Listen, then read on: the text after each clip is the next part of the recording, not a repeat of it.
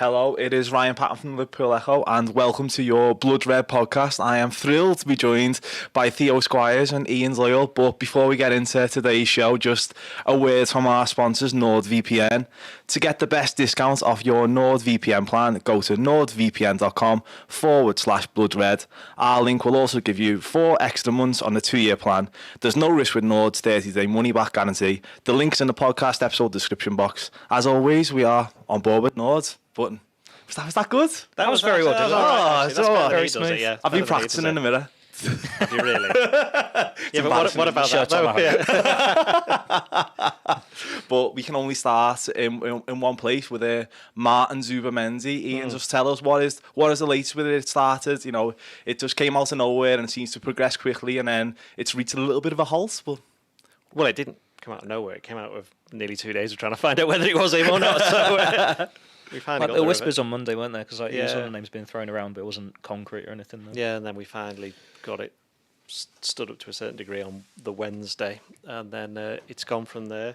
I mean, it's quite interesting for me is that people are going like, "Oh, hasn't it finished yet?" And it's like, it's Friday. It's like it's been 2 days, and even if you say that they've been in talks for a little bit or they've shown an interest, it's been the best part of a week. It's hardly a transfer saga, is it? The old days, these things went on for months, but because we've got the internet and social media and no one can concentrate on anything for more than about 30 minutes, which is why after about 32 minutes people turn this podcast off. I think that... That's why they don't finish reading my articles. Exactly. You've been told about that, though, haven't you? Yeah. Anyway, so it's not that long. I mean, the reality is that Liverpool can trigger his release clause by making the offer, which they will do. But then it's up to the player whether he wants to come, and the only person who knows that is the player. So everybody, we can speculate, the journalists in Spain can speculate, but it's down to the player himself, and no one knows what's going on in his head other than himself. And I know now we're going to get into people saying, well, if he's not jumped at Liverpool at the first available opportunity, he shouldn't really be coming, because you want players who desperately want to play for the club. It doesn't really work like that all the time. I mean, the best way of describing it is that he's a local player. I mean, a lot of it's not quite Athletic Bilbao where they literally just only sign player Basques, but Sociedad was like that for a very long time actually. It was John Aldridge the first one. He's one of them. Yeah, he was one of them. First, yeah, back in '89, I think it was that he went. Yes. But he's a local lad. Played for them, came through the ranks. Obviously, he's played in the Champions League for them. I mean, they aren't one of the biggest clubs in Spain, but they are a very proud club, and the players who play for them, so the local ones, are very, very attached to it. So for him to leave, and he's quite clearly their best player as well. Yeah, they've already lost one player, the centre back. Yeah, has gone. They're going to lose another one to Arsenal. Marino. So for Real Sociedad's point of view, it's like, well, we'd rather not lose our main guy. Did they finish 5th? I think 5th or 6th last year. Sixth, I think. Yeah. They're in Europe, but they're outside the Champions League places, and he had a taste of it. Was it last? I think it was last season, wasn't it? They were in. So for him, it's a massive deal for him because he's from the region. This is his club. It's like Steven Gerrard. Steven Gerrard, when he was at Liverpool, when Chelsea came in for him, in the sense that Liverpool were a club. Okay, they had just won the Champions League, but they certainly weren't going to be competing with Chelsea anytime soon in the Premier League at that point. And ultimately Gerrard decided to stay at Liverpool because he thought it would be better winning stuff at Anfield than it would elsewhere. But I think Liverpool have got a lot more, even the Liverpool team then have got a lot more chance of winning something that Real Sociedad have now. But the thing about that is I think he won a cup in 2020. He's just won the Euros though. Yeah. So he's had won the Nations League, I think, with Spain as well. He's won more for his country than the club. He's had a taste of winning things. And he's got far more chance of doing that at Liverpool than he has at Sociedad. So that's kind of the decision that's in his mind. And he's got a manager there who's bigger Sociedad head than he is. So he'll be in his ear trying to persuade him, come on, you could stay here, that and the other, which is fat. That's exactly what you'd expect him to do. It's like, so that's probably why it's taken a bit more time. He's having a lot of stuff to think about. On the positive side for Liverpool is that he's a massive fan of Xabi Alonso. Yeah. And Alonso went from Real Sociedad to Liverpool and did reasonably well there. And whether you like it or not, he got himself a move to Real Madrid. Maybe his dad's a big Aldo fan. Well, there's that, yeah, could be. Or John Toshak manager Sociedad? He was, wasn't he? That sounds right. Yeah, that sounds. Yeah, I'm sure that's right. You got the computer over Google. Yeah, I'm sure. But then that's going back a long time. Yeah. Yeah, because Alonso had a relationship with Exactly. him. Yeah. So that's the state of play at the moment. So Liverpool are just waiting to find out, the same way that we're waiting to find out, the same way that the fans are waiting to find out. And obviously seeing on social media, have we had someone saying like, oh, it looks as though it's not happening now, but it doesn't work like that. I mean, there's every chance it could happen. There's every chance it couldn't happen. It's ultimately down to what the player wants now. I think if there's any question of any problems over paying the fee, Liverpool will find a way around that if they need this player and they want to play, because that's just the way that these things work. It's not 100 million. You know what I mean? It's not like it's okay. It's a load of money. It's 50 odd £million, but they paid more than that for Dominic Szoboszlai last year, and it's, you know, they paid more than that for a couple of other players. Darwin Núñez was a lot more as well, so it's achievable. But again, ultimately it's down to the player, what he wants to do. We can sit here all we want and debate it. We're not inside his head, so that's it. Just according to my sources at Wikipedia, John Toshak has 3 managerial stints at Real Sociedad. I knew he had done, yeah. Yeah, one in the 80s. Did he win the cup? Oh God, I haven't gone that far yet. I'll check. I'm sure they won the cup. Well, they got him back 3 times, so he must have been quite successful. He must be quite popular in the Basque region. There is that relationship between the two clubs as well, isn't there? Because didn't they play in Europe in the 70s or something? So Sociedad do have a fond spot for Liverpool. We've seen Liverpool form those European leagues. Well, it's quite interesting, isn't it? Because Zubimendi, there's been interest from Bayern Munich and Arsenal, which seems to they didn't turn his head, but Liverpool has seemingly, they must be quite confident that there is some substance to this, that he is interested in some regards with a move to the club. Well, Richard Hughes has got the working relationship with the agency, because Iriola, the Bournemouth manager, head coach, whatever, he's one of their clients. So he's going to have been in their ear and know there's a chance. Like, if you know straight away he doesn't want to go anywhere, it doesn't become public knowledge. You're not trying to convince him otherwise. You look elsewhere. So the fact that you've seen Arsenal fail, you've seen Bayern Munich fail, and it's still come out, Liverpool are still trying for it, suggests that there is some hope. But then, as Doyle said, it's what the player wants to do. Like, he could wake up today and go, yep, I want to move. But then he'll play for Real Sociedad tonight against Union Berlin, love with the shirt on it, playing really well with his teammates, go, no, how can I leave this club? Like, we saw that with Steven Gerrard. Like, he wins the Champions League. How could I ever think about leaving? A couple of weeks later, he's out the door, and it's only an 11th hour U-turn that convinces him to stay after speaking with Rick Parry, I think it was. So things change, and these are human beings. They've got to weigh it all up. He is 25 years old, so it's like coming to the peak of his powers. So maybe that comes into play as well, in terms of, if you don't go now, your limited opportunities in the future of getting this big move. Is that, are you being Sociedad for life, or do you want to go for Liverpool for 4 or 5 years, try and win the Premier League, try and win the Champions League, and then retire once you've gone back to Sociedad, go and be a hero, something like that. But then Alonso never did that. We saw the heights his career went to, going for Real Madrid and Bayern Munich, and he's one of their adored sons, isn't he? So we'll just wait and see. It'll be interesting because they have got the friendly tonight. He has flown out. He's in the squad. He's been pictured arriving in Berlin. I think there's been a couple of Liverpool fans who have greeted him and trying to get a little hint out of him whether he's fancying or not. But yeah, we'll see if he starts or he's on the bench or whatever, because that usually gives a little hint of where the move is going. He only reported back for pre-season, I think, on Monday, so he's still, like a load of Liverpool players, got a bit of catch-up to do. Where do you stand on it? 'Cause it is an interesting one in terms for the player's mindset at this moment, in terms of, is his stake will never be higher, really, will it? He's just done a game-winning performance in a Euro 2024 final, but then there is that loyalty to his boyhood club. Like, where do you stand on, like, is it almost a lack of ambition from the player if he doesn't want to move on now, or is the loyalty admirable? Well, yes and yes, and yes and also yes. This is all the things going through his mind. Everything that you've just said, you could say yes to all of them. Does it show a lack of ambition? You could say yeah, but then we're in a time where people want players to be loyal. He's a local lad. I'm pretty sure if he was doing this at Liverpool or Everton, the local fans would be like made up about it. So it's like, and now get ready for the bit that's going to be clipped for everybody. I wouldn't be surprised if he doesn't come. Pause. But I also wouldn't be surprised if he does come. It's just one of those. It genuinely is one of those. That Liverpool, it's come out that Liverpool are interested, as Theo said, would suggest they've had some kind of encouragement, because certainly with Michael Edwards involved, they tend to do things. They don't really tend to get involved in this kind of thing very often in terms of people say a saga, as I say before, it's been, 4 or 5 days or something like that. So it's not that much of a one. But both clubs won't want it to drag on for too much longer. Yeah. I think it'll be sorted one way or another in the next couple of days. It'll be pressed on a decision, and it'll happen really quickly if it does happen, because obviously it's a release clause, so there's not, unless Liverpool try and negotiate them down, I can't really see that being much of an issue.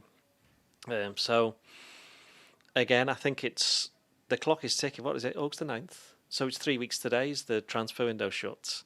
Season starts next Saturday. Theirs is the day after, isn't it? Theirs starts on Sunday. So both, I mean, it may even be that they've gone, well, we need to get another player in. You know, they'll need to replace their best player. So it may be a case of, well, hang on a minute, let us try and get somebody to come in and this, that, and the other. But, you know, it is interesting. It'll be interesting how much he plays tonight. I mean, when is the game? Is it tonight or is it today? Tonight. 6 o'clock tonight, our time, I think. So, but again, he's a Real Sociedad player. Why wouldn't you play him if he's the best player? Well, what's telling there is Mikel Merino isn't in the squad. But then it's pretty sure he's out of contract at the end of the season, so he's in the last year of his deal. So it makes more financial sense for them to sell him now and protect him. Whereas with Zubimendi, I don't think that it clearly isn't the case. So again, some fans will be panicking, some fans won't. Those of us who are older, like me, will just go, oh, it's another one.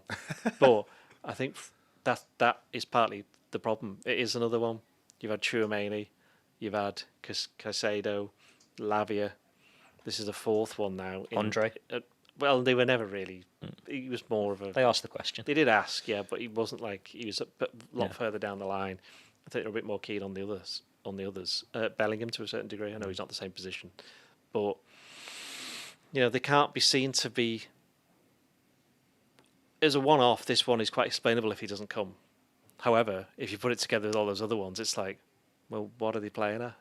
That's the concern that might come. But again, the last couple, Richard Hughes wasn't there and Michael Edwards wasn't there, so I think we just have to treat this one as something completely separate. Although we know quite well, a lot of people won't. It says a lot about the football market as well. Like we were saying on Monday's podcast, weren't we, that the midfield in force is changing. It's not really this big physical beast anymore, and the fact that they're looking for someone who's a bit more good on the ball, who can pass it around or dictate play.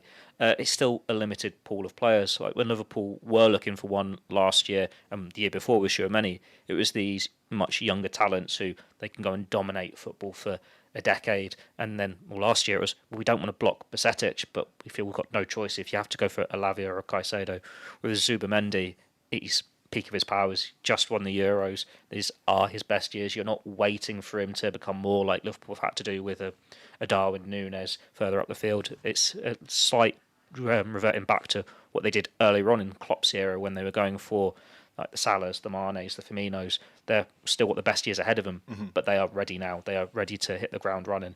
So it is now or never for him to make that big move, really. And we'll just see, because if he stays at Sociedad, he's going to be their best player still. He'll get the captaincy probably one day and have statues built outside, that sort of thing. You love your statues, don't you? That was more for some of our former colleagues that loved the statues. Remember the Divock Origi ones that were being built for like 3-4 years? There's not many players get statues. Not here. That's because No? Liverpool are more managers, aren't they, than players? Other clubs, maybe a few player statues. Who would you have a statue of? Oh, probably Jurgen's the next one, isn't he? Jurgen or Steven Gerrard?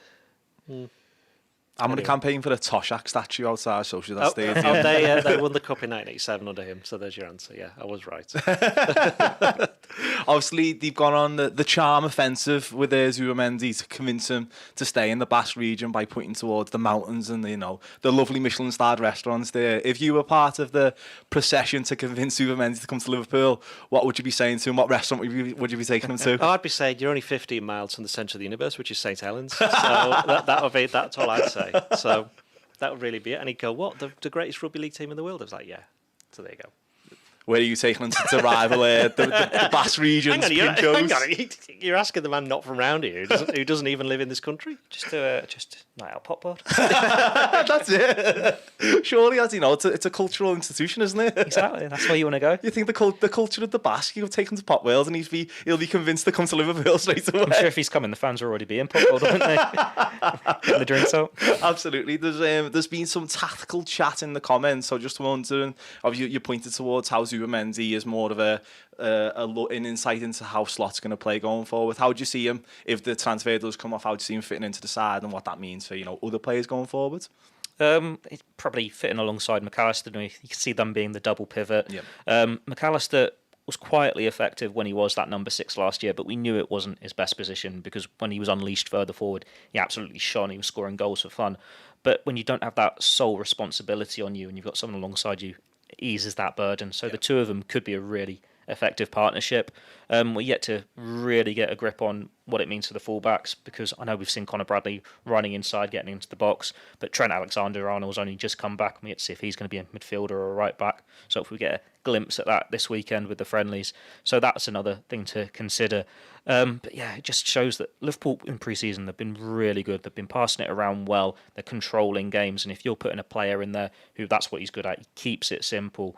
It's nice combination. I was in Berlin for the Euros final, and you think when Rodri comes off, England have got a chance here to really push on, take hold of this game. They've frustrated Spain, but Zubimendi came on, and within the first minute, he was running the show, passing it around, keeping it simple. It wasn't those Hollywood passes, surging runs. It was just get the ball, get away from the opposition, play the smart pass, but make an impact, getting further up the field, and that really does suit into slot ball from what we're seeing so far. Yeah, how he dictated the tempo in that second half was ridiculous. Did you just say slot ball? Yeah.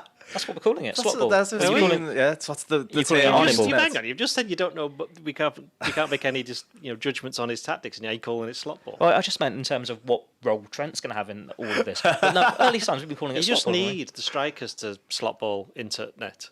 That's very good, very good. That's all that's needed. Just a shame they haven't had one for most of the summer. Sorry.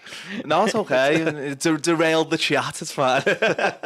No, he does seem to have imprinted. I know it's only been pre-season, but there does seem to be a sort of a clear style of play that he's trying to imprint on the side. And by going for such a technical player like Zubimendi, what do you think it means going forward for someone like Endo, who was a bit of a stopgap and is a bit more on a physical side, keeping it simple player? What does this mean for his future, do you think?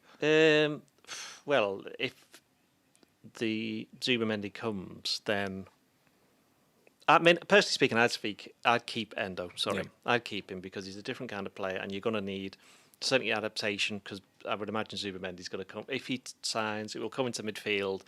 And while it's not like in the old days where the English football's totally different to everywhere else and players just get knocked over and they're sent flying, that kind of stuff doesn't really happen that much anymore.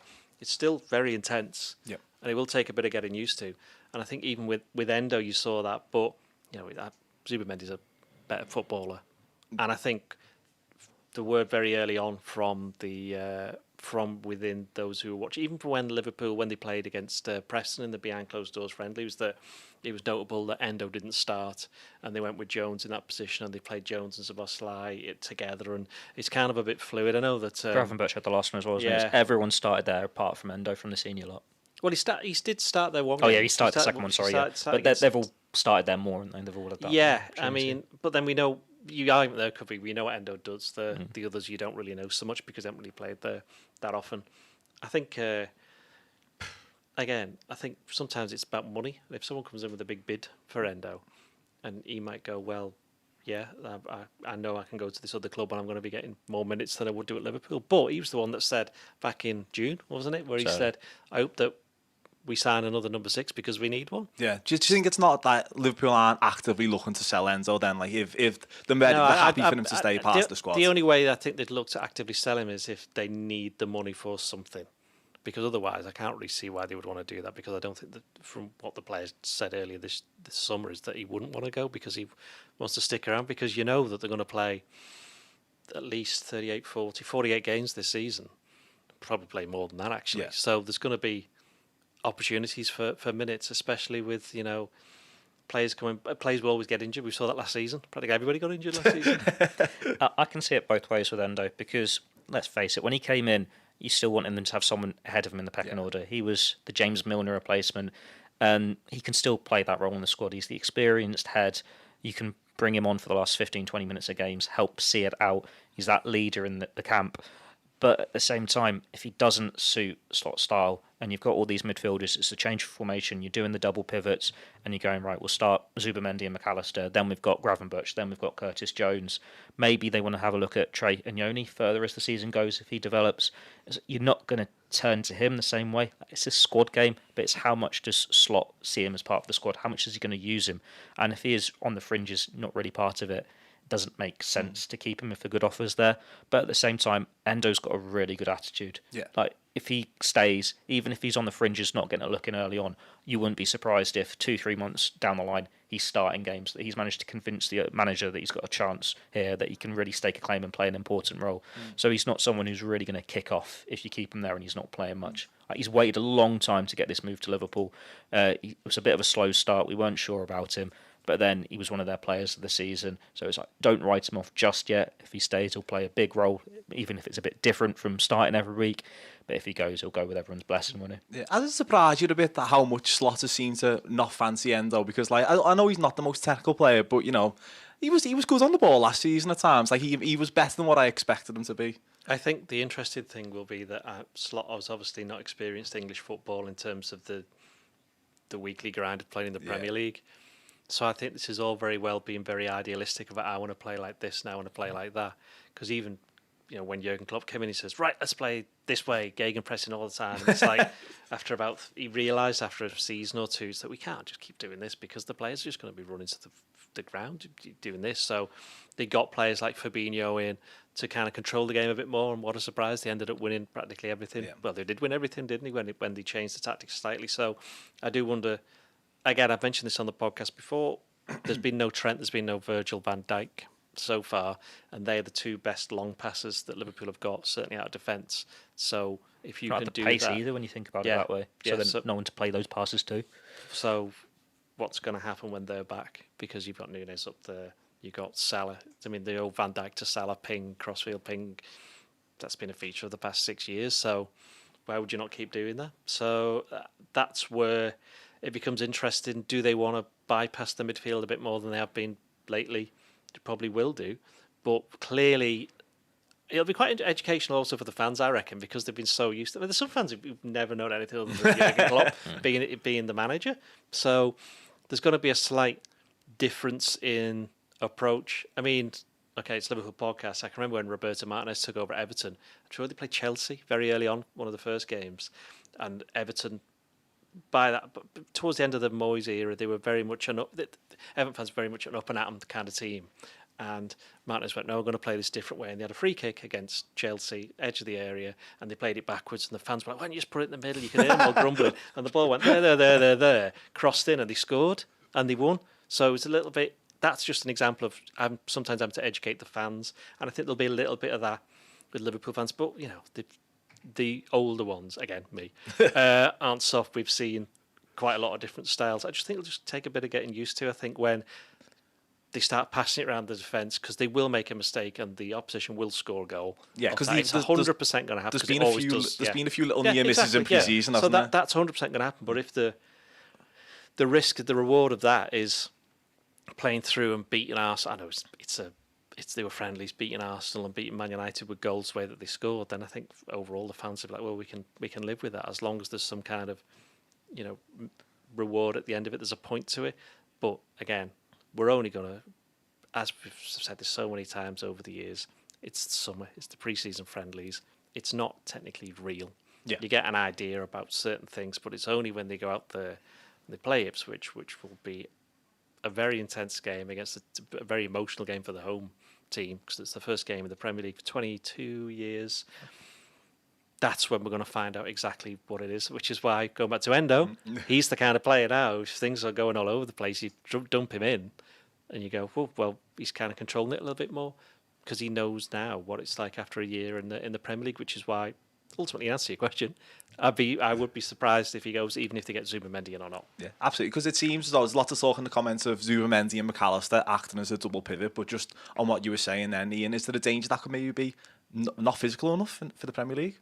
I suppose it depends on the opposition. Yeah. Like I said before, it's a squad game. You've got your players there who pick up injuries, they're out of form. You do rotate depending on who's available. Like there are games where Jurgen Klopp would maybe take off a Thiago early on and throw on Curtis Jones or someone who's a bit taller, stronger in the air when you're playing against like Leeds United. Against Brentford, we saw Cody Gakpo in midfield a few times. It's about getting to grips with the Premier League and seeing what suits who you're playing, but also playing your own game. Liverpool have got a lot of midfield options there in terms of Szoboszlai can be a deeper option. Gravenberch, Curtis Jones, some of the kids, if they stick around and coming through the academy, and then who's playing as the number 10? Szoboszlai can play there, McAllister can play there, Gravenberch probably can, Elliott. It's just finding that best combination. But that does seem to be the starting point, doesn't it? McAllister and Zubimendi. McAllister, he was very good at winning the ball back, getting his backside out and stopping people taking it off him.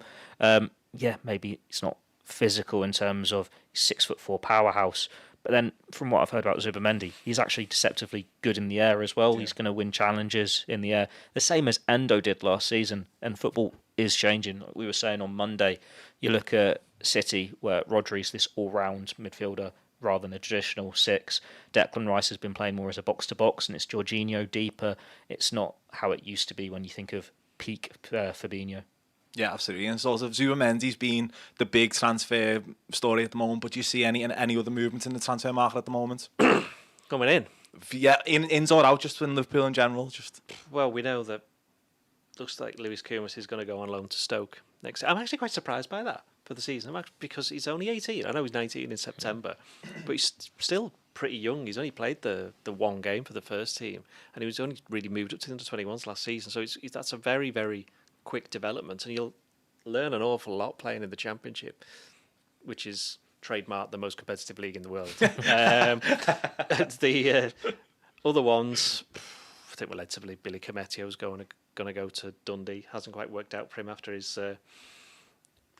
what was he, Billy the Kid for Jurgen Klopp? 4 years ago now, it's 4 years. Exactly, that's what I mean. He was only 17 when that happened. 17 or 8. 17, yeah, when that happened. So he's still only 21. I think people sometimes forget that when these players come in really young, and you don't see them for a few years, you think, oh, they're finished. And it's like, well, he's only 21. There'll be others who will leave like 20, 21, 22. I think we'll see a lot of loan moves in the next week or so, because the Championship season, Football League season will have started, and they'll all get a good grip on, right, this is what we need, and these are the players that we need. And I think also Slot he's obviously had his players back for the full, well, not a full week, is it? What day is it? I'm completely confused. Back Tuesday, wasn't it? That was the full squad together. Was that this week? Yeah. God, it's been a long week, hasn't it? Yeah. What was it? It was the outfielders were back on Sunday, the goalkeeper was back Monday. That's right, yeah. And then everyone was together Tuesday. I wrote it. And I've had 2 days off. So there's the point. So he's now getting a better idea of what he's got. Then they can start moving players on if they need to, getting players out on loan.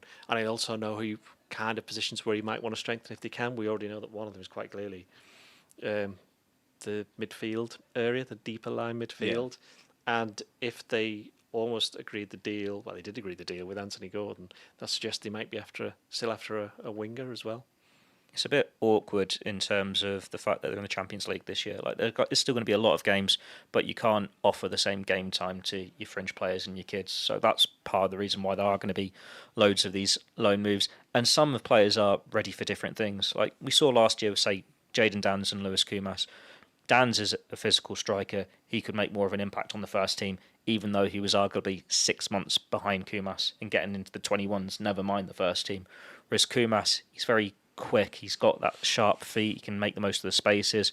We saw that with his goal against Southampton, but he's still very lightweight. So he needs that toughening up in the Championship. So Stoke could be a good move for him. And there'll be other kids there, and it's just assessing what's best for them. I was seeing Bobby Clark. He's been linked, hasn't he? Ben Doak with a Premier League loan spell potentially, which would be a surprise in terms of he needs game time. Is he going to definitely get that? In a Premier League side, is he more likely to get in the Championship? But if he's good enough and they're going for it, by all means, crack on, do it in the top flight. But there's a lot to resolve here. We got maybe a little hint at it with the 21s playing midweek. They beat Ipswich 5-2, and I think it was 4 or 5 players from the US squad, including Doak, Tyler Morton. They dropped down to play in that game. We'll get another hint this weekend to see which of those fringe players and kids are with the first team against maybe Seville, and then Yeah. if it's more of a change side against Las Palmas, or however they want to play it on the bench or whatever. But yeah, there's going to be a lot of movement for these fringe players, and then we'll see that first team emerge, and once they're all moved on and there's few new signings come in, hopefully. Yeah, just on the young players, I think it's going to be a really interesting season for Bajicic, because he's. But how would you say it? Basetic, isn't it? Bajicic. Didn't you and Gorsti get like a proper pronunciation and then forgot how to say it? Yeah, I just know it's Come not on, what you're you having just, a go at I just know it's me not and what you you forgot. just said, yeah. So go on, tell me again. Stefan. Yeah. Oh, so are we just going first name? Yeah. Stevie B. Yeah. It's an interesting season for Stevie B. He's aesthetically more of a slot midfielder, a slot ball midfielder, as Ian Doyle likes to say. And do you think he's going to be a sort of a part of the team going forward, or do you think he's going to will he look to move him? I don't think he's going to go on loan. Yeah. I just can't see that at all. Yeah. That would be completely pointless. Which is why I'm surprised at Bobby Clark. I mean, I'm not having that at all. Sorry. I think he's really good, and I think he should be part. But then, if you're bringing in Zubimendi, I was just saying before, It's a lot. I wonder where this leaves someone like Szoboszlai. Yeah. I mean, he was not great in the second half of last season. He was good for the first half of the season. Not great the second half of last season. Didn't have a particularly brilliant Euros. I know he scored against Betis, but otherwise has been okay. Missed the last game, didn't he, with fatigue? Yeah, so it's going to be a big few months for him, I think. Gravenberch too, because he's been linked, hasn't he, with, was it Turkey? Yeah. Yeah, I think obviously Gravenberch is a bit different. So he's a couple of years younger, and he's not quite got that weight of expectation as well. I don't think. I mean, Szoboszlai is almost double the fee. Unfortunately, that's just the way these things work. And also, he set himself a standard, hasn't he? Whereas Gravenberch hasn't really yet.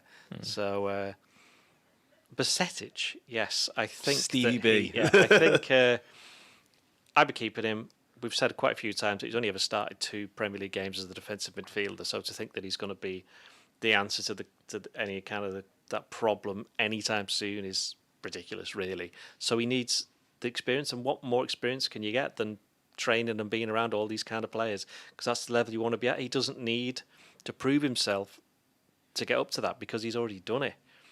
Whereas if he needed possibly minutes in terms of fitness, they might take him out on loan, but I think Liverpool have managed him quite carefully over the past 3, 4, 5, 6 months. So I don't even think he needs that. What he needs now, as we saw, what was it, Tottenham last season, where he came on. And it's like, oh, and even Slots kind of mentioned this when he's played in the summer. Yeah, is that he needs more exposure at this kind of level to get back up to the tempo of it, and you're not going to do that by going on loan. In fact, where would he go?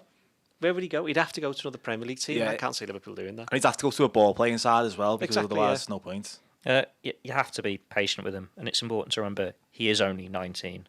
That's crazy. Again, that goes back to what I was saying before about players who, once they get into the team, they go missing for a while. He was out for best part of 18 months. Yeah. He played 2 games, didn't he? And if Liverpool's midfield hadn't been broken in that year, there wouldn't be that expectation on him, because you wouldn't have seen as much of him anyway. You'd have just got those little glimpses like we have with Bobby Clark. But because Liverpool's midfield fell apart and he was that bright light, it's like, right, get him in the team. He's still only 19. Like, the issues, it was partly growing, wasn't it? And we've seen a lot of players, they come through and it takes time to grow into the body and to really settle. If they get Zubimendi, he signs 4 or 5 year contract, 30 at the end of it, and Basetic is 23. Yeah. You've got your successor in place there, ready to push on. It's not like last year when you got Lavia or Caicedo, Chelsea giving him 7-year contracts or whatever, and blocking the pathway for the foreseeable. He's got a new mentor potentially coming if they sign him, compatriot, who he can learn off, as he did with Thiago before. This sounds like a piece you've already written. It might well be. To be fair, I don't know. It might be up. What are we on? 11:38. It's either up now or it's going up shortly. But yeah, so it sets it quite nicely for his career path. That they don't have to throw him right back into the thick of action. He can get up to speed behind the scenes, get a few of the cup games, substitute appearances, gradually get back to that level we saw from him a couple of years ago, and then hopefully really push on. And he's ready to be that successor in a few years' time. We'll see though. Yeah, I'm hoping he can play a big part this season, just because he just seems like a natural fit for the new head coach.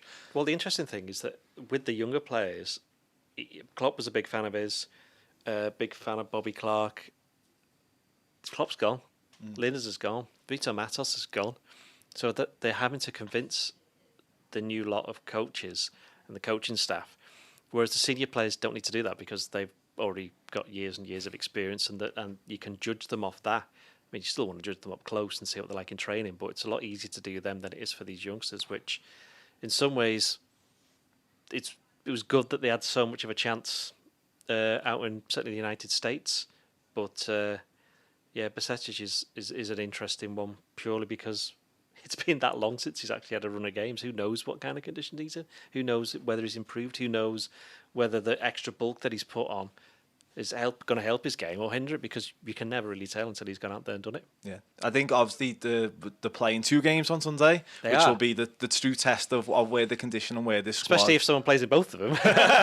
Well, I think it's going to be an interesting thing. How do you think Slot is going to play it in terms of how he's going to use these games to prepare them for Ipswich the following week? Well, I know he's going to be there for both of them, so he's going to be overlooking both of the games. So he's treating them as proper matches. I would be very surprised if it wasn't the squad that you would get against Ipswich would be lining up against Sevilla, and then everybody else plays against Las Palmas. And I know one of them's behind closed doors, but well, in the sense that there's no fans there. It's not behind closed doors because press can turn up because we're already there, and it's going to be live on LFC TV so people can watch it. It's just a logistical thing. It's so last minute that you couldn't play it with people there, with supporters there. So it's a proper game. So it will be interesting. And I think that's quite clearly a last chance as well for some players before Slot decides, right, you're going on loan, or I don't need you, or you are getting promoted back to the first team squad. I think it'll be a lot of that. But yeah, if you're a seniory-ish, if that's a word, which I've just made up, player, and you're playing in the second game, you'd be mildly concerned. We got a glimpse of it a couple of years ago, didn't we? I think Karnate played on the second one, didn't he? Was it Strasbourg? Strasbourg. Then he got injured? No, that's a different one. That was different. That was after the Community Shield, wasn't it? Was it Osasuna Athletic Bilbao? That was the year before, wasn't it? So they have given us a glimpse of it a couple of times, and it does tend to be most of the senior team in the first game and then the fringes in the second with your kids on the bench for both. So it'll be good to see where some of these players fall in the pecking order, like a Fabio Carvalho. But then it's also a chance that you can give Tyler Morton a start. And you can really look at all those options and make some of these decisions. Be interesting to see what they do with the players who've only come back for pre-season this week. Does Alisson, do you throw him straight in 90 minutes when you know he had a lot of injuries last year? Or is it just 45 minutes? And then same for Trent, Darwin, etc., etc., etc. But as we've said on podcasts before, there's a hell of a lot of players in this squad at the moment. It's 40 plus. When you think 25 for your Premier League squad, your Champions League squad, can have room for some of the kids to take up spaces as well. But when you throw in new signings, that they're going to have to move on a fair few players or demote them back to the 21s. So it's not last chance saloon, but it's that last audition to stake your claim before the new season. Yeah, talk of the senior players obviously returning back to the team. Obviously, Luis Diaz has been one of the more interesting stories of the summer. Well, it's not been a story really, because there was talks about there's no such thing as not a story. It's football coverage, everything's a story. Yeah, there was talk even about stuff that isn't real. There was things about whether he would have a future at Liverpool, whether he would be one of the players to go, but it's so close to the season starting and he's still a part of the squad. How would you see that sort of? Well, Barcelona have they signed him yet? Olmo. It's agreed. It's not gone through yet. Well, it's not gone through yet, but we know that's dragging on. That's a saga. Exactly. Yeah, we know Barcelona haven't got a lot of money, so for them to agree a deal or seem to agree a deal for about 45-50 million for a player who can play in the same position as Diaz would suggest they're not going to go for him. He wants to play in Spain. Atletico Madrid are going to just spending 90 million pounds on Alvarez, who can play left wing, and then Real Madrid bought this guy who plays on the wing, Mbappe, is it, or something like that? So never heard of him. Yeah. So what about the other two that won the Champions League? Yeah, exactly. Yeah. So I don't think that he's going to one of the big clubs in Spain, which leaves Paris Saint-Germain, who need to replace that player. Mbappe. Yeah, Mbappe. And Saudi Arabia. Now, if Saudi Arabia is, you were talking before about a lack of ambition. Mm-hmm. Unfortunately, for that league at the moment, is that if you are a player in your prime and you go there, you will be seen as having a lack of ambition, especially if you've played for one of the bigger clubs in the bigger competitions in Europe or in South America. That's just the way it is at the moment. It might change over the next 5 or 10 years if they build up the league the way that they want to do it. That's just the way things are at the moment. That's the perception. Yeah. So that's what it would be if Diaz goes to Saudi Arabia, which probably just leaves, as I said, PSG. Now, they've not, as we know, they haven't made any effort to sign him or make a bid. They've been focused more on getting a French core back to the squad, haven't they?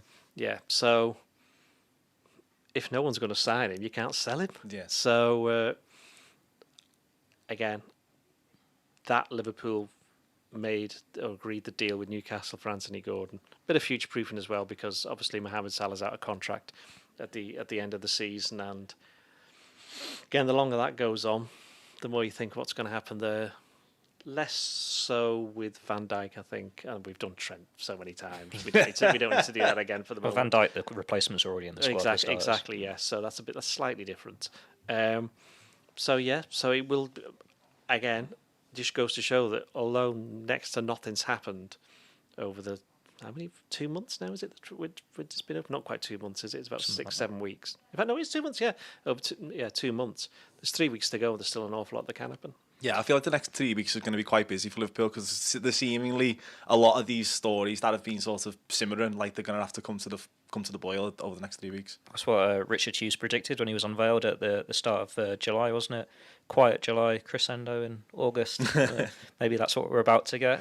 It will be interesting with Diaz, because there were the whispers that Liverpool maybe thought he would move on, or that at least someone would test their hand. Yeah. We know there's that interest in Gordon. Maybe it could be a case of like when they brought in Thiago but kept Wijnaldum, when you were expecting him to go and he didn't, and you get the year together and then you make those movements. With Dani Olmo, his strongest position is number 10. If Barcelona move someone on, it's not beyond the realms of possibility that they go in for him. I think Inaki Williams, who they were looking at, is seemingly staying at Bilbao, so he could be the next one down on the list.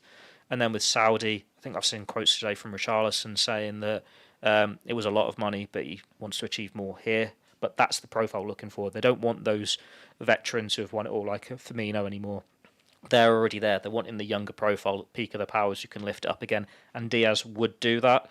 We do see a lot of South American players make that move. It's whether he would be tempted, or if he is just happy to stay at Liverpool if Barcelona or whatever don't come calling, if there's no bids there. He hasn't had a decision to make yet. He's back in training. He said on social media he's ready for the new season. If you'd asked us in May if we thought Liverpool would still have him come the start of the season, I don't think anyone would be surprised if the answer was no. But he's here, and he had a good campaign. He's had a good tournament with Colombia, run out against Seville or Las Palmas. Hopefully can have a good start there, good welcome back, and we can see what he does in the early weeks of the season. Will be interesting with the new manager as well. I keep saying manager in this podcast. I've gone over that, yeah. But yeah, because under Jurgen Klopp made it clear that Diaz was essentially that first choice on the left wing position. When he's available, he starts there. But Cody Gakpo had such a good Euros. He's part of that conversation now. Jota's back fit. We'll yet to see how Nunez fits into it. It's like they're all fighting for that position or down the middle. So maybe it isn't as stable for him. And if they do go back in for Anthony Gordon, you're throwing something else in there completely, there will be a few twists and turns. But it's what Richard Hughes said all along. Yeah. Maybe we should have just listened to him at the start of last month. One thing that I don't quite understand is that how Diaz has suddenly become rubbish in the eyes of some Liverpool supporters over the past 2 months on social media. He doesn't score the goals that Mane did, isn't it? It's because he missed that big chance against Man City. And that was the story of the season. You know what I mean? It's like, you know what I mean? Should have had penalty. So, yeah, they would have won that game if he scores the penalty. He scored more than Gordon last year. Well, he's in a better team as well, to be fair. He's in a team that was built for scoring goals. Newcastle weren't quite that last season compared to the season before. But yeah, with Diaz, is that he literally he only missed one game in the Premier League, and that's because his dad got kidnapped. You know what I mean? Like, so he played every game. He played all of the big games, and from Boxing Day onwards, he was delivering a lot better numbers in terms of assists and goals. And he is somebody who gets Liverpool upfield pretty quickly.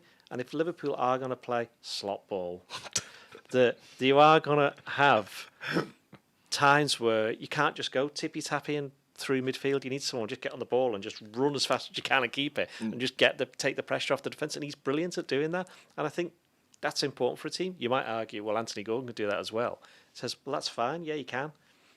But if they were signing Gordon, it was, as we've just mentioned before, the situation where that would happen. So I don't have this Diaz has gone rubbish nonsense at all. And if he starts against Ipswich, I wouldn't be surprised at all. And it probably has a good game. He scored the opening game of last season. Yeah, he did. Not really seen the absolute best of him in terms of what he can be. I'm not saying he's not played well. He's been really good for Liverpool. But he has that first bedding in period, 6 months, does well.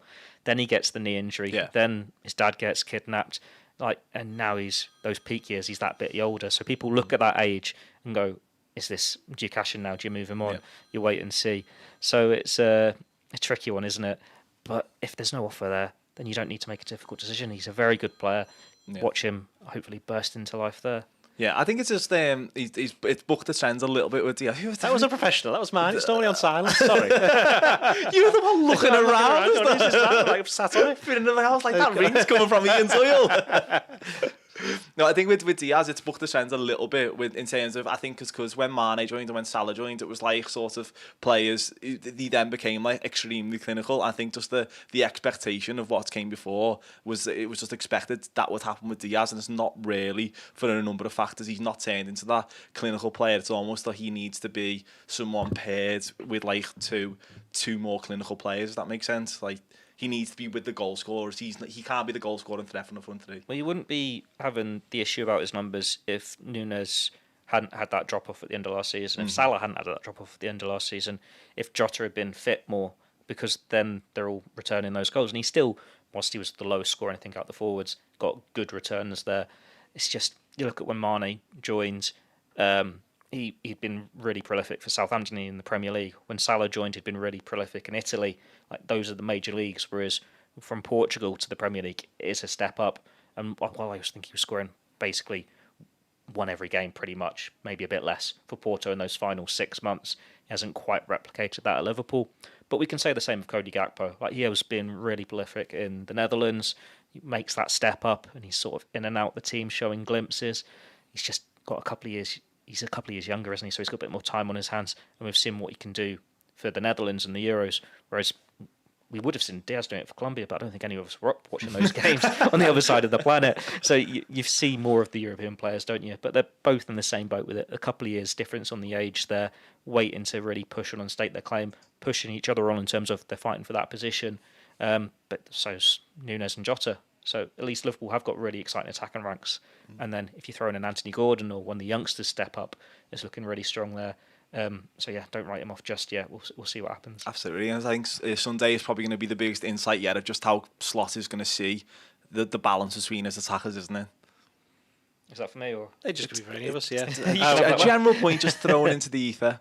I think yes, but again, they'll all have, with the exception of Salah, they'll all have not played at all, won't they? So having just thought about it a little bit, maybe it won't be the full team that plays against Sevilla. But then there's a lot of players who need a lot of minutes. So there will be players I reckon who'll play the full 90. They've been doing 45, 60, haven't they? Yeah, so it's some of whether them they will think be- this yeah. week's been enough or not for them to do more than 45. And also, they're all the players are that fit anyway these days. They weren't playing for 3 weeks and a bit, weren't they? So come on. Chop chop. Chop indeed. What's the question here? I don't know anything to I add. thought you were going to add on the point that I thrown into the ether of the balance between the attackers. How do you see this shaping up? What do you think the most balanced front three is with Liverpool this season? It depends who starts the season in form. If we do it on what we've seen in the summer, then Gakpo's on the left wing, Salah's on the right, and then Jota's probably ahead of Núñez in terms of he's actually been back for pre-season that little bit longer. But then Núñez could put in game of his life against Seville, get a couple of goals, and then you're all calling for him to start. Yeah. It's just who's in the best physical condition to start that Premier League season away at Ipswich. But it's a dilemma for us. It's a dilemma for Arne Slot. We know he's had talks with Darwin Núñez very early on about his role. He sees him in the team, and you'd like to think that he can push on again and really make that starting place his own. We've seen the glimpses going up and down in form, but when he's hot, you can't stop him. He's still someone you want to build your attack around, and then it's Diaz, Gakpo. One of those two is going to have to make that place their own. It's not going to be a case of you're playing 50 games. They're going to rotate. They're going to fight between it. And Jota still seems to be that go-to off the bench if you need a goal, who's capable of starting anywhere across that front three too. Absolutely. A dilemma for us, dilemma for Arne Slot. We'll see how the dilemma unfolds on Sunday. This has been your Blood Red podcast. Thanks, Ian Doyle. Thanks, Theo Squires. Thank you. Oh, amazing.